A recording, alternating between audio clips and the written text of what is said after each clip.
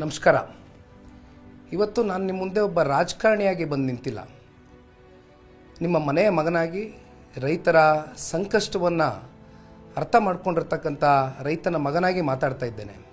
ಬೆಂಗಳೂರಿಗೆ ಹತ್ತಿರ ಇರುವಂಥ ಬಿಡದಿ ಲಕ್ಷಾಂತರ ಲೀಟ್ರು ಹಾಲನ್ನು ಕೊಡ್ತಾ ಇದೆ, ರೇಷ್ಮೆಯನ್ನು ಕೊಡ್ತಾ ಇದೆ, ತರಕಾರಿಯನ್ನು ನೀಡ್ತಾ ಇದೆ. ಆದರೆ ಇಂಥ ಒಂದು ಫಲವತ್ತಾದಂಥ ಕೃಷಿ ಪ್ರದೇಶದಲ್ಲಿ ಇವತ್ತು ರಾಜ್ಯ ಸರ್ಕಾರ GBIT ಅಂದರೆ ಗ್ರೇಟರ್ ಬ್ಯಾಂಗ್ಳೂರ್ ಇಂಟಿಗ್ರೇಟೆಡ್ ಟೌನ್ಶಿಪ್ ಪ್ರಾಜೆಕ್ಟ್ನ ಇಲ್ಲಿ AICT ಮಾಡ್ತೀನಿ ಅಂತಾರೋ, ಸ್ಮಾರ್ಟ್ ಸಿಟಿ ನಿರ್ಮಾಣ ಮಾಡ್ತೀನಿ ಅಂತಾರೋ, ಆದರೆ ಒಂದು ಹೆಚ್ಚು ಕಮ್ಮಿ 7,480 ಎಕರೆಯಷ್ಟು ಕೃಷಿ ಪ್ರದೇಶವನ್ನು ಇವತ್ತು ರೈತರಿಂದ ಕಿತ್ಕೊಳ್ಳೋದಕ್ಕೆ ಪ್ರಯತ್ನ ಪಡ್ತಾ ಇದ್ದಾರೆ.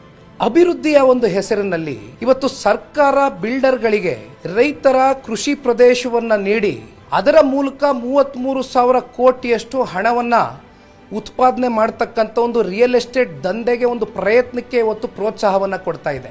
ಸರಿಸುಮಾರು 10 ಲಕ್ಷಕ್ಕೂ ಹೆಚ್ಚು ಗಿಡ ಮರಗಳು ಜೊತೆಯಲ್ಲಿ 6 ಲಕ್ಷಕ್ಕೂ ಹೆಚ್ಚು ಹಾಲು ಇವತ್ತು ಬೆಂಗಳೂರು ನಗರಕ್ಕೆ ಕೇವಲ 2 ಪಂಚಾಯಿತಿಗಳಿಂದ ಏನು ಸರಬರಾಜಾಗ್ತಾ ಇದೆ ಅದನ್ನು ಸಂಪೂರ್ಣವಾಗಿ ನಾಶ ಮಾಡಕ್ಕೆ ಹೊರಟಿದ್ದಾರೆ. 80%ಕ್ಕೂ ಹೆಚ್ಚು ಸಣ್ಣ ರೈತರು ಮತ್ತು ಅತಿ ಸಣ್ಣ ರೈತರು ಅಂದರೆ 1 ಎಕರೆ, ಅರ್ಧ ಎಕರೆ, ಗುಂಟೆ ಲೆಕ್ಕದಲ್ಲಿ ಜಮೀನನ್ನು ಇಟ್ಕೊಂಡಿರ್ತಕ್ಕಂಥ ಆ ಬಡ ರೈತರ ಒಂದು ಎದೆ ಮೇಲೆ ಮರಣಶಾಸನವನ್ನು ಬರೀಲಿಕ್ಕೆ ಹೊರಟಿದ್ದಾರೆ. ಸರ್ಕಾರ ಹೇಳ್ತಾ ಇದೆ ನಾವು ಹಣದ ಪರಿಹಾರವನ್ನು ಕೊಡ್ತೇವೆ ಅಂತ. ಆದರೆ ಸರ್ಕಾರ ಒಂದು ಅರ್ಥ ಮಾಡ್ಕೊಳ್ತಾ ಇಲ್ಲ. ಇಲ್ಲಿ ರೈತರಿಗೆ ಬೇಕಾಗಿರ್ತಕ್ಕಂಥದ್ದು ಹಣದ ಪರಿಹಾರ ಅಲ್ಲ, ಸ್ವಾಭಿಮಾನದ ಬದುಕು. ಅವ್ರಿಗೆ ಸಾಕಷ್ಟು ಅವರ ಭಾವನೆಗಳು ಅಡಗಿದೆ. ಇವತ್ತು ಸರ್ಕಾರಕ್ಕೆ ಇವತ್ತು ಕೇವಲ ಒಂದು ರಿಯಲ್ ಎಸ್ಟೇಟ್ ದಂಧೆಯಾಗಿ ಕಾಣ್ತಾ ಇದೆ. ಆದರೆ ರೈತರಿಗೆ ಆ ಹಸಿರು ಭೂಮಿ ಅವರ ಉಸಿರಾಗಿ ಉಳಿದಿದೆ. ಒಂದು ನಾನು ಇಲ್ಲಿವರೆಗೂ ಗಮನಿಸ್ಕೊಂಡು ಬಂದಿದ್ದೇನೆ, ತಾವು ಎಲ್ಲರೂ ಕೂಡ ನೋಡಿದ್ದೀರಿ. ಮೊದಲನೇ ದಿನದಿಂದನೂ ಕೂಡ ಈ ಒಂದು ಹೋರಾಟದಲ್ಲಿ ನಿಖಿಲ್ ಕುಮಾರಸ್ವಾಮಿ ರೈತರ ಜೊತೆ ನಿಂತಿದ್ದಾನೆ. 500 ದಿನಗಳಿಗೂ ಹೆಚ್ಚು ಕಾಲ ರೈತರು ಬೀದಿನಲ್ಲಿ ಹೋರಾಟವನ್ನು ಮಾಡ್ತಾ ಇದ್ದಾರೆ. ಒಂದು ಕಡೆ ಸರ್ಕಾರ ಹೇಳುತ್ತೆ ಅಲ್ಲಿ ಯಾರು ಕೂಡ ರೈತರೇ ಇಲ್ಲ, ಅಲ್ಲಿ ಯಾರು ಕೂಡ ಕೃಷಿ ಮಾಡ್ತಾ ಇಲ್ಲ ಅಂತ.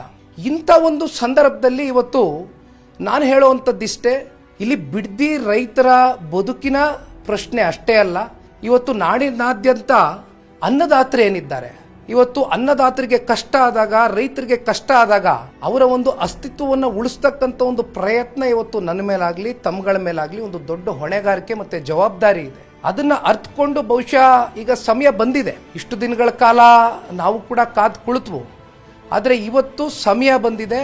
ಇದೇ ತಿಂಗಳು ಆಗಸ್ಟ್ 9, 10 ಹಾಗೂ 11ನೇ ತಾರೀಕು ಬೈರ್ಮಂಗಲದಿಂದ ಬೆಂಗಳೂರಿಗೆ ಫ್ರೀಡಂ ಪಾರ್ಕ್ವರೆಗೂ ಪಾದಯಾತ್ರೆಯನ್ನು ಹಮ್ಮಿಕೊಂಡಿದ್ದೇವೆ. ಎಲ್ಲ ನನ್ನ ಆತ್ಮೀಯ ಹಾಗೂ ಪ್ರೀತಿಯ ರೈತ ಬಾಂಧವರೇ, ತಾಯಂದ್ರೆ, ಅಕ್ಕ ತಂಗಿಯರೇ, ಯುವ ಸಮುದಾಯದ ನನ್ನ ಅಣ್ಣ ತಮ್ಮಂದ್ರೆ, ತಮ್ಮೆಲ್ಲರಿಗೂ ಕೂಡ ನಾನು ಕೇಳುವಂಥದ್ದಿಷ್ಟೇ, ಇವತ್ತು ರೈತರ ಪರವಾಗಿ ನಿಲ್ಲೋ ಅಂಥ ಒಂದು ಸಂದರ್ಭ ನಮ್ಮ ಕಣ್ಣೆದುರುಗಡೆ ಬಂದಿದೆ. ಹಾಗಾಗಿ ಇವತ್ತು ರೈತರ ಅವರ ಭೂಮಿಯನ್ನು ರಕ್ಷಿಸ್ತಕ್ಕಂಥದ್ದಕ್ಕೆ, ಅವ್ರಿಗೆ ಉಳಿಸ್ಕೊಡ್ತಕ್ಕಂಥದ್ದಕ್ಕೆ ನಾವು ನೀವೆಲ್ಲರೂ ಕೂಡ ಗಟ್ಟಿಯಾಗಿ ನಿಲ್ಲೋಣ. ಬನ್ನಿ ಬಿಡದಿಗೋಸ್ಕರ ಹೋರಾಡೋಣ.